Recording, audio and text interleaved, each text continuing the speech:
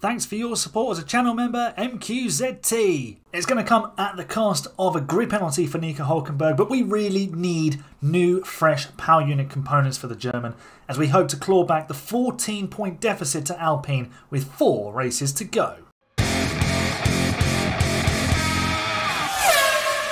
Perfect, and welcome back to Haas, where we're using only F2 and GP2 champions, and we are gearing up for the Mexico City Grand Prix. We've had a tricky couple of races in the last 2 rounds. In Qatar we failed to score any points at all for the first time this season. And in Austin we did finish P7 with Hülkenberg, but as you'll see here, Pierre Gasly finished 5th in what was an absolutely crazy race. We had a literal car park and Sergio Perez was a rolling firework. So go and check that out before we dive into Mexico if you haven't already. We've not got anything to update you on really.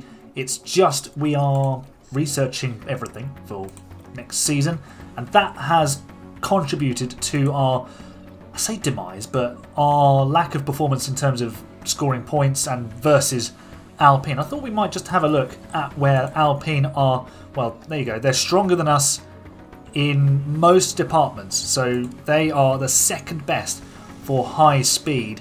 We are better than them at low speed, so actually, well, Alpine have got amazing top speed, which, yeah, that makes sense. Yeah, we're stronger at low speed, which is, well, it's crucial around Mexico, so we might be in a good position to do well today. We're fairly well matched on DRS effectiveness, but our top speed is not good. So, but we balance that off by being the lightest car on the grid. So it's, you know, it's all up for grabs. Let's see what the weekend brings. 3 practice sessions for us to get the car sorted, so I'll go and do those. I'll see you on track in qualifying. We're almost halfway round the final lap of Q2, and Felipe Drugovich is 14th at the moment, but he is improving. Personal best, first sector. Hülkenberg 7th with his fresh engine at the moment. Looks like he's secure. Drugovich had a little bit of traffic. Hulkenberg still not improving, even on fresh tyres. That initial lap must have been quite good. Drugovich goes 9th. I'm not sure that's going to be enough to get him through. Hulkenberg, that was a bit of a wasted lap in the end.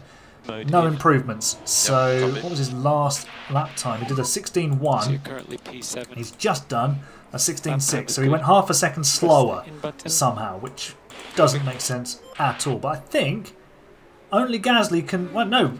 Yeah, only Gasly can get out of the bottom 5. Ocon's already out. What's Gasly up to? Is he on a lap? Yes, he is. Leclerc's just gone fastest in the first sector. Not that it matters for us. Gasly, 2 personal best, but we're already through with both cars. It doesn't matter what he does, so we'll just carry on. He doesn't make it to Q3. Alpine are 11th and 14th, although Hülkenberg will drop back to the back of the grid, so that's not ideal, but Drugovich can fly the flag for us in the top 10, at least at the start of the race. So let's see what Q3's got for us and where we can put these 2 cars. We've waited to the last possible moment to send our cars out. We start our final lap with about a minute left on the clock, and at the moment we're only half a second off pole position with Hülkenberg. Drugovich, I think, got traffic on his lap, but we're about to get some traffic here. That's an Aston Martin getting out of the way. That's fine. Hülkenberg and Drugovich both with personal best first sectors. Things you love to see. What's Drugovich up to? Where's the traffic? He's got... he's going to catch the Aston at a terrible part of the circuit, I think. Here's Hülkenberg. A personal best for him. No, the Aston gets out of the way. Okay, that's the checkered flag. And we are now at the checkered flag. So the end of the session is here. Sainz goes to the top of the times, beating Perez by almost 4/10 of a second. Here's Hülkenberg then. P7 turns into P7. It stays exactly as it was. Drugovich goes 8th. Okay, interesting. So Hülkenberg 8/10 off the pace in the end. I think he just went a little bit quicker, but he didn't improve his position. Stroll will probably go a bit quicker, although he's not improving at the moment. So is he on an in lap? He is. So Drugovich will actually start 7th for the Mexico City Grand Prix. Hülkenberg will start somewhere towards the back. So it's P18 for Nico Hülkenberg to start the Mexico City Grand Prix, and P6 for Felipe Drugovich because Sergio Perez has a grid drop as well. Strategy-wise, we're going soft, hard, medium with Felipe, and with Nico, we're going to go slightly longer in the first stint. Medium, hard, soft. I want to be on those soft tyres at the end, hopefully, when the AI are on slower, older tyres as well. I'm just going to take a little bit of fuel now. We do tend to get some safety cars in Mexico, so we might get an opportunity to save some fuel. Whoop, no, we don't want to add fuel. That's not a good idea, although, nah, that's fine. We'll just be a bit lighter. So, we're all set. Let's get to the grid and do a motor race. An all Ferrari front row then, and we are waiting for 5 red lights. I can see Drugovich in P6. The lights are out. The race is on. What can Felipe do from this lofty grid slot? Immediately, Stroll is making a move on us for P6, and I'm not particularly in favour of that. We are now down to P7 as Stroll tries to go around the outside. We'll hang it out with him. We're on board with Drugovich. We're fighting our way past the Aston Martin. Fantastic work from Felipe Drugovich. Hulkenberg already up to P17. Good job from him. So that's a decent start. As actually Drugovich is now, he's still side by side with Stroll, so it's all about who's got the inside line, and if we can secure the position for the S's section, yes, just about. So we are P6 and P17. Yellow flags. Who's gone off? George Russell has gone wide, and Drugovich is now 5th. This is excellent for Felipe Drugovich. If he can keep Stroll behind, that would do him the world of good. Leclerc has just run wide, but importantly, Nico Hulkenberg has got himself ahead of Esteban Ocon. So we are making our way through this train. We've passed Ricciardo, Albon and Ocon in the last couple of laps. And that is an almighty scrap. Norris, in fact that's Russell, is now backing everybody up. Look, this is our old mate doing us a favour, isn't it? He's just holding the pack up.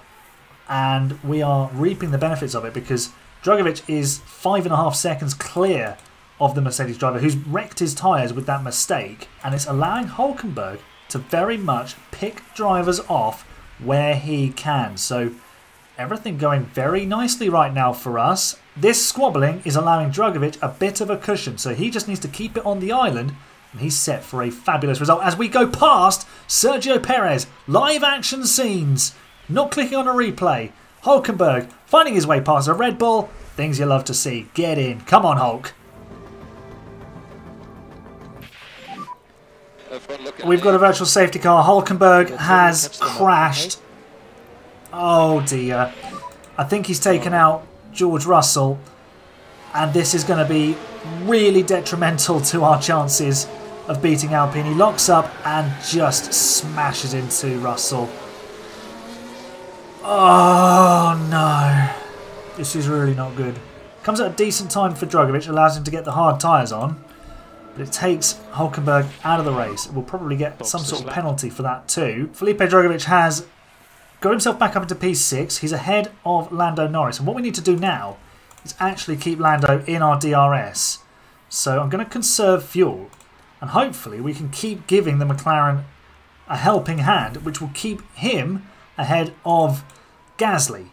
That's the plan, at least, is to keep giving Lando DRS and then sort of deploy on the straights so that we're quick enough and we don't get overtaken, and then just hold Gasly back. But Lando will be in soon for a pit stop, so it's going to be tricky. It's going to take some micromanagement, but at the moment we are hanging on to that gap over Norris.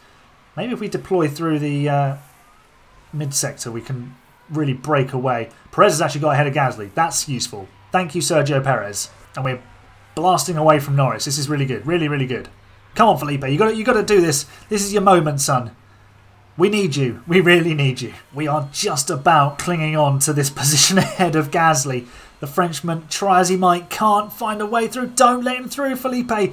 Just block him at every turn. There we go. Lovely stuff. Keep the car in front of his, and we will be fine.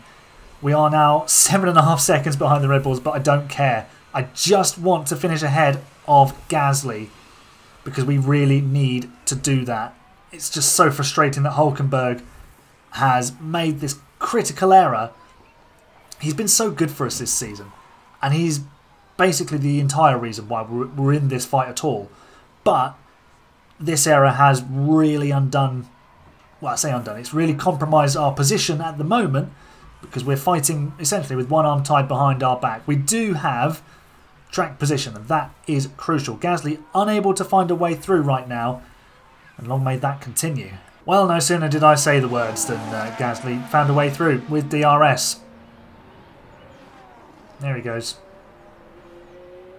I hate this. We can get this back though. Come on, positive thoughts. Gasly stays out, interestingly. So he's gone longer on his mediums than we have on the hards. Hamilton into, what's he gone on to?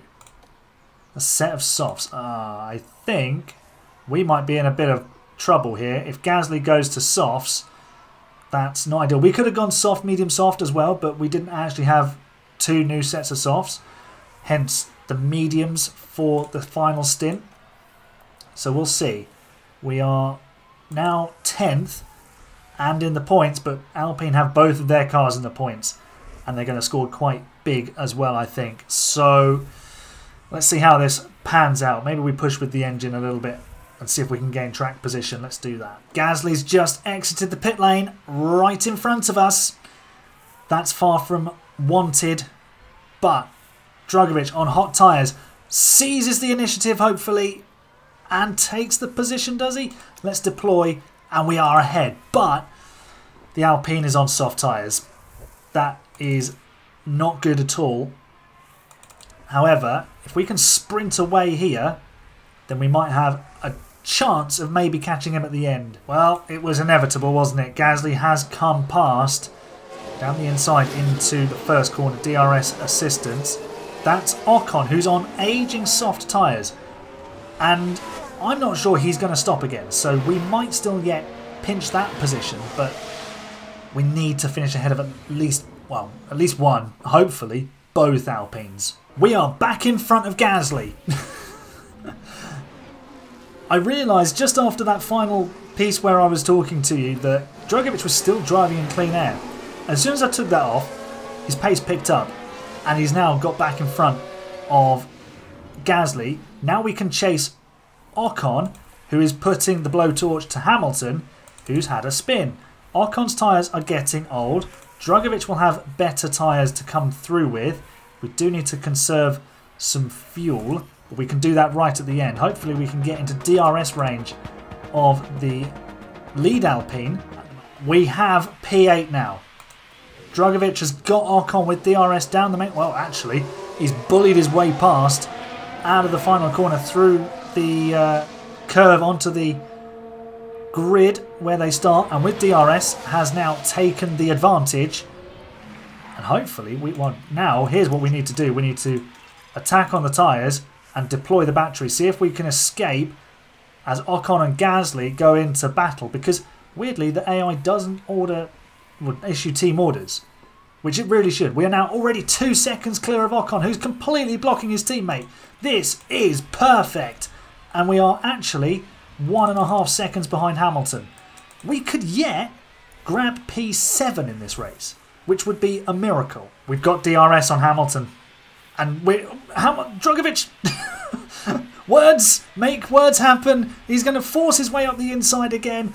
Drugovich to P7. Did he get DRS? He did. Right, let's have a nice big harvest into turn 1, and we'll do the same again. We'll attack on the tyres, we'll deploy the battery, and we'll shoot off from Lewis Hamilton, leave him in our wheel tracks. And 7th place, Gasly's in 9th, Ocon in 10th, but Drugovich, is he going to pull a rabbit out of the hat today? And a miraculous save. We've needed Drugovich to step up today, and at the moment he's doing exactly that. We have hung on to P7. However, Pierre Gasly has got into P8. But Felipe Drugovich, stand up and applaud, everybody. Get the clap emojis in the chat. Felipe Drugovich has delivered when we needed him to. That is 6 vital points over Alpine. Gasly gets 4 for 8th. Ocon gets 1 for 10th. So we get a 1 point gain. 13 points now the deficit. But that arrests the momentum that Alpine were building up. They were pulling away from us, having overtaken us. A think, well, the Ferrari mechanics are high-fiving and hugging invisible people there. I think they've won the Constructors' Championship. Yeah, they're hugging invisible people. Don't mind it, don't worry, because we've got P7 with Drugovich. Really good performance from the Brazilian. Here's how it makes the Constructors look. 155 plays 142. 3 races to go and a sprint in Sao Paulo in the next episode. We've got to do a good job there. Hulkenberg's going to serve a penalty, but hopefully the damage to his car isn't too bad. But this is crucial points from Felipe Drugovich. Well done, Felipe. So as I said, get the clap emojis in the chat for Felipe Drugovich. Leave a nice big thumbs up on the video as well. Subscribe for more F1 Manager content coming soon. I'll see you for a sprint weekend in Sao Paulo. You're the best fans. It's bye for now.